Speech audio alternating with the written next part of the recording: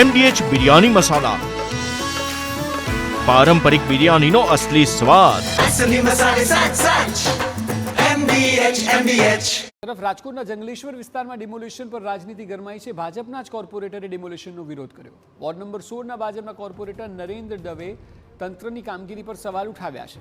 જો 40 વર્ષથી અહીં દબાણ હોય તો બાંધકામ થવા કેમ દીધું તેવું તેમનું કહેવું છે। આ ભાજપના જ મતદારો છે। આજી રિવરફ્રન્ટનો વિરોધ નથી, પરંતુ આ લોકો ક્યાં જશે? રિવરફ્રન્ટ બનાવવાના નામે તેમનું રહેણાંક ખાલી કરવામાં આવી રહ્યું છે। મકાન ખાલી કરવાની નોટિસ મળતા મકાન ભાડે નથી મળતું તેવો પણ આરોપ છે। સરકારને આ અંગે રજૂઆત કરાઈ છે। કોર્પોરેશને 1300થી વધારે મકાનો તોડી પાડવા માટે અંતિમ નોટિસ આપી છે। અગાઉ વિપક્ષના નેતાઓ જંગલેશ્વરમાં ડિમોલિશનનો વિરોધ કરી ચૂક્યા છે।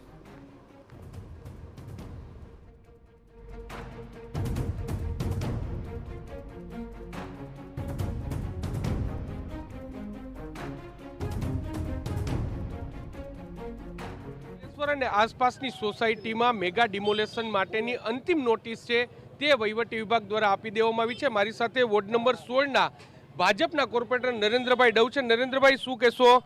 1300થી વધારે મકાનો છે, જંગલેશ્વર વિસ્તાર હોય, ગોકુલધામ સોસાયટી, આ બધી અલગ અલગ સોસાયટીઓ છે, તો શું કહેશો? આ તમે સ્થાનિક આગેવાન છો અહીંના। 1300 મકાન એ આંકડો ખોટો છે। 1800થી 2000 લોકોને ઘરને પરિવારોને અસર છે। જે વિસ્તારમાં જે વિસ્તાર મારી આપણી સામે છે એ વિસ્તાર નદીથી આજી નદીથી 400 મીટર દૂર છે અને વર્ષોથી લગભગ 30 વર્ષથી 40 વર્ષથી 50 વર્ષથી લોકો રહે છે। તો આવા લોકોને પણ નોટિસો આપવાની છે। બીજું એકી સાથે આટલા લોકોને નોટિસો આપી છે, કોઈને મકાન ભાડે મળતા નથી। ભાડા એટલા મોંઘા લોકો જાય છે તો કહે છે કે આ લોકોના મકાન પડી જવાના છે, તો આવવા છે એટલે વધારે ભાડાના કારણે પણ। અને આ વિસ્તારમાં આહિર સમાજ છે, દેવી પૂજક સમાજ છે, બીજા અન્ય સમાજો છે, લઘુમતી સમાજ છે, કોળી સમાજ છે, ભરવાડ સમાજ છે। આવા લોકોને ભાડે મકાન સોસાયટીઓમાં આપે નહીં, તો આની પણ લોકોને તકલીફ છે। લોકોની રજૂઆત એવી છે કે અમારા બાળકોને 24 ફેબ્રુઆરીથી 25 ફેબ્રુઆરીથી SSCની ને 12મા ધોરણની પરીક્ષાઓ છે। બાળકો અભ્યાસ કરે છે, તો એના બાળકોના માનસ ઉપર અસર થાય છે। અભ્યાસની તૈયારી, પરીક્ષા કેવી રીતના અપાવી, આના માટે લોકો એમ કહે છે કે અમને સમય આપો। દેવીસિંહ, બરાબર ને? તમે નરેન્દ્રભાઈ શું કહેશો? સ્થાનિક અગ્રણી છો આ વિસ્તારના, આ તમામ વિસ્તાર છે તમારો મતદાર છે, તો વહીવટી વિભાગની આ કામગીરીને તમે કઈ રીતે જોઈ રહ્યા છો? જે અત્યારે તંત્રએ, જે કલેક્ટર સાહેબ એમ કહે છે કે આ પ્લોટ આટલા નંબરના છે, આ ટીપીના છે, પણ વાસ્તવમાં અહીંયા કોઈ પ્રકારનું રિઝર્વેશન નથી। ગાર્ડન રિઝર્વેશન નથી, સ્કૂલ રિઝર્વેશન નથી, દવાખાના રિઝર્વેશન નથી, આવાસ યોજનાનું રિઝર્વેશન। તો અહીંયા લોકોની સ્થિતિ જોઈ અને આ લોકોને આવાસો પણ હજી આપ્યા નથી। લગભગ રાજકોટ મહાનગરપાલિકા પાસે 1000 આવાસ પડ્યા છે, 1100 જેટલા આવાસ પડ્યા છે। તો આ આવાસમાં ડાયરેક્ટ સમાવેશ થવો જોઈએ, તેમજ અને હજી આમાં લાંબો સમય આપવો જોઈએ। તમારા મતદારો, ભાજપના મતદારો આ બધા છે, એવી પણ ક્યાંક તમે વાત છે તે કરી છે, શું કહેશો આને લઈને? લોકો કાયમી અમને ચૂંટા, આજે આ ત્રીજી ટર્મ છે, તો લોકો 100% અમારી સાથે છે અને અમે લોકોની સાથે છીએ। શું કહેશો? હવે જો ડિમોલેશન માટેનું અંતિમ નોટિસ છે, 7 દિવસની આ નોટિસ આપી દેવામાં આવી છે, તમારી માંગ શું છે ને જો માંગ નહીં સંતોષાય તો તમારું સ્ટેપ શું રહેશે? અમે લોકોની હારે છીએ। લોકોની લાગણી જે છે એમાં લોકો ખૂબ જ આજે રજૂઆત કરવા જવાના છે ફરી પાછા। અને અમે કમિશનર સાહેબને અને કલેક્ટર સાહેબને વિનંતી કરીએ છીએ કે આ ડિમોલેશન ન થવું જોઈએ, એવી મારી વિનંતી છે। શું એટલે તમે ભાજપના આગેવાન છો, તો ભાજપના મોવડી મંડળને તમે રજૂઆત કરી છે? સરકારમાં રજૂઆત કરી છે? સરકારમાં પણ અમે રજૂઆત કરી છે। મુખ્યમંત્રી સાહેબ રાજકોટ મહાનગરપાલિકામાં આવ્યા હતા ત્યારે જે વિષય છે કે ભાઈ તમે ટીપી ફેરબદલ કરો, ટીપી પેલી કરવાની હોય, ફેરફાર કીએ, તો એ ટીપી ફેરફાર કરવા માટે, સુધારો કરવા માટે જે જંગલેશ્વર મેઇન રોડ હાલે છે એમાં બે બાજુ 15 ફૂટ લોકો દેવા તૈયાર છે।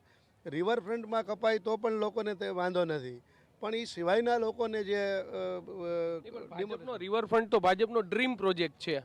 દરેક વખતે કોર્પોરેશનનું બજેટ હોય, રાજ્ય સરકારની ગ્રાન્ટ હોય રિવરફ્રન્ટ માટે કરવામાં આપતી હોય છે અને આ રિવરફ્રન્ટ માટેની જ આ કવાયત છે. મને તમે કહો કે અત્યારે રિવરફ્રન્ટ માટે રાજકોટ મહાનગરપાલિકા અને સરકારે કેટલા રૂપિયા ફાળવ્યા છે? કેટલા રૂપિયા ફાળવ્યા છે? જે કંઈ ફાળવ્યા છે રામનાથ મહાદેવે હજી 10 વર્ષથી રિવરફ્રન્ટના રૂપિયાઓ જે વપરાય છે હજી સુધારો ત્યાં પણ જોવા નથી મળ્યો. તો જે સરકાર રૂપિયા તમે એમ કહો છો કે ડ્રીમ પ્રોજેક્ટ છે, પણ અહીંયા અમને લાગતું નથી કે આ ડ્રીમ પ્રોજેક્ટ છે. એટલે ખોટી કાર્યવાહી છે એવું કહો છો તમે? લોકોને ખોટી કાર્યવાહીની વાત નથી. જે રિવરફ્રન્ટ સિવાયના લોકોને જે ડિમોલેશન કરવામાં આવે છે અને કલેક્ટર સાહેબ એવું કહે છે કે ભાઈ અમારા પ્લોટમાં લોકોએ મકાન બનાવ્યા તો આજથી 40 વર્ષ પહેલાં બનતા હતા ત્યારે જ અટકાવવા જોઈએ. અત્યારે શું કામ એને પરિવાર સાથે રહીએ છે એવા લોકોને શું કામ એને અત્યારે ડિસ્ટર્બ કરવા જોઈએ?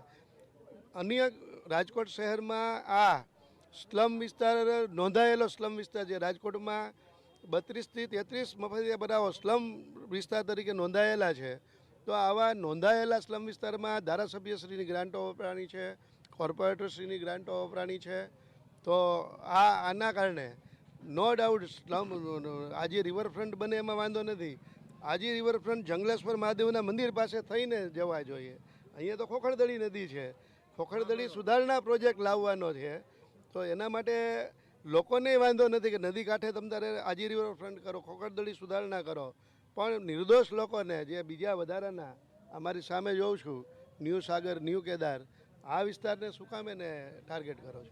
બસ પણ એટલે ભાજપના કોર્પોરેટર નરેન્દ્રભાઈ ડવ છે કે તેઓ કહી રહ્યા છે કે મહાનગરપાલિકા એટલે જિલ્લા વહીવટી તંત્ર છે તેની કામગીરી સામે તેઓ સવાલ છે તે ઉઠાવી રહ્યા છે. જો 40 વર્ષ પહેલાં સરકારી જમીન પર દબાણ થયું હોત તો તે સમયે આ દબાણ છે તે કેમ દૂર કરવામાં ન આવી તેવો પણ સવાલ છે તે કરી રહ્યા છે. અને આ ડિમોલેશનનો ભાજપના જ કોર્પોરેટર છે તેમના દ્વારા વિરોધ કરવામાં આવી રહ્યો છે.